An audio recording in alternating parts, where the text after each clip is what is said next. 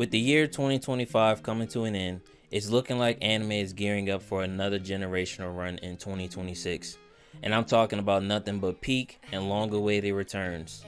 So I gotta ask, what do you think is really about to be anime of the year? Because January alone is already a full-blown anime battle royale. Right out the gate, we've got Hell's Paradise, Frieren Beyond Journey's End, Jujutsu Kaisen, Fire Force, and My Hero Vigilantes all dropping in the first week. Like, yeah, new year, new me and all that, but can a brother catch his break before y'all start blessing me with this much heat? And that's just January. As the year goes on, we're about to witness something we haven't seen in 14 years. The big three airing at the same time. That alone makes 2026 historic for the anime community.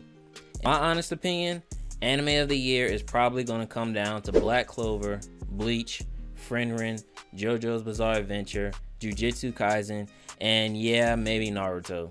Now this one is a little bit biased, but I'm throwing Tokyo Revengers in the mix too. Big Meech been MIA since 2023, letting all these bozos think they could replace him, but there's only one Takamichi, and there will only ever be one. The only reason I didn't include Fire Force is because I want to see how it plays out.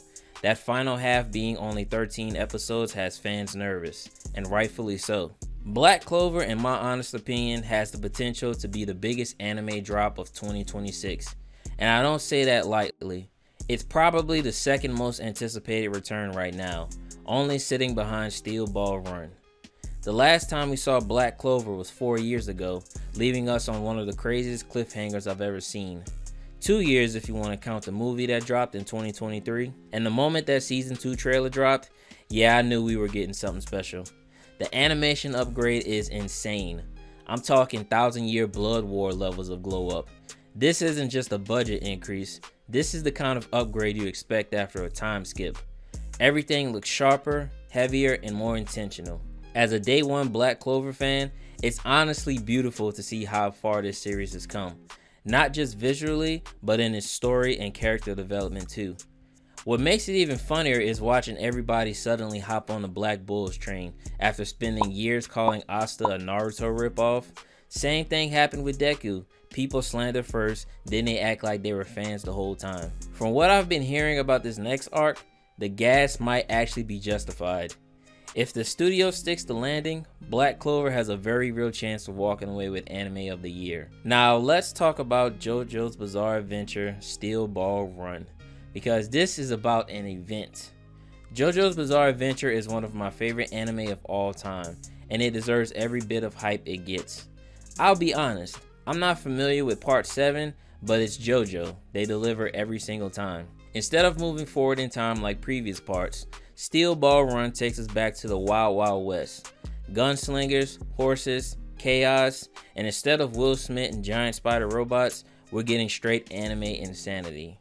Judging from the trailer, it looks like we're getting deeper lore on the Joestar and Zeppeli bloodline, which is huge. And let's be real, whole horse goofy ass would have been thriving in this era.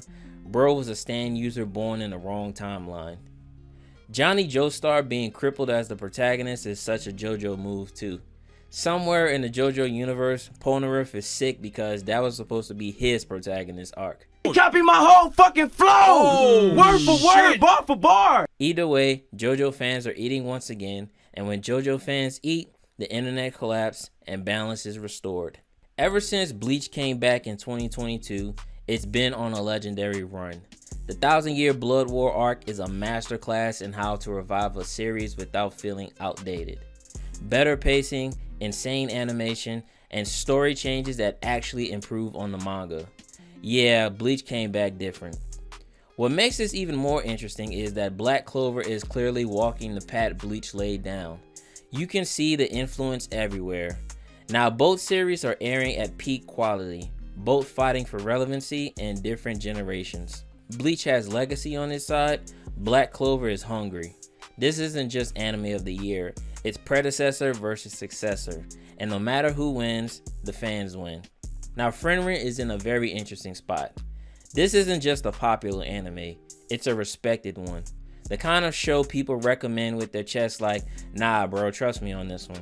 I remember the conversation about Frieren getting robbed for anime of the year by Solo Leveling, And honestly, a lot of people weren't wrong. Frieren wasn't flashy, it wasn't loud. Instead, it hit people with something way more dangerous: emotional damage. The real question now is consistency. Can Frieren deliver back-to-back seasons at the same level? Because that's what separates great anime from all-time anime. And with Solo Leveling shifting focus to a movie instead of another season, the lane is wide open. If Frieren sticks the landing again, it could absolutely win Anime of the Year off storytelling alone. Now, Jujutsu Kaisen is probably the biggest anime of 2026 purely off of popularity. Ever since the Shibuya incident ended, the community has been in a chokehold, and I'm right there with them. For the past 5 years, Jujutsu Kaisen has been on a non-stop upward trajectory. Every arc gets darker, crazier, and more unhinged. It doesn't care about your favorite character, your expectations, or your mental health, and that's why it works. The Culling Game arc, based on what manga readers have been saying, is where things go from bad to diabolical. Non-stop high-level fights, insane curse techniques, and plot twists that feel like Geji is personally beefing with the fanbase. If MAPPA delivers like they usually do, Jujutsu Kaisen is once again about to put the anime community in a blender and its workers in a chokehold. It's my personal favorite anime of the new generation, and if they stick the landing, it could easily snatch Anime of the Year off pure impact alone. So with all that being said, let me know in the comments, what do you think is about to be Anime of the Year for 2026? It doesn't have to be anything I mentioned because this year is stacked from top to bottom. If you enjoyed the video, make sure to leave a like and comment, subscribe for more. It really helps the channel more than you think. And Dragon Ball fans, stay locked in because I've got something special coming just for y'all. Thank you for watching, and I'll see you in the next one.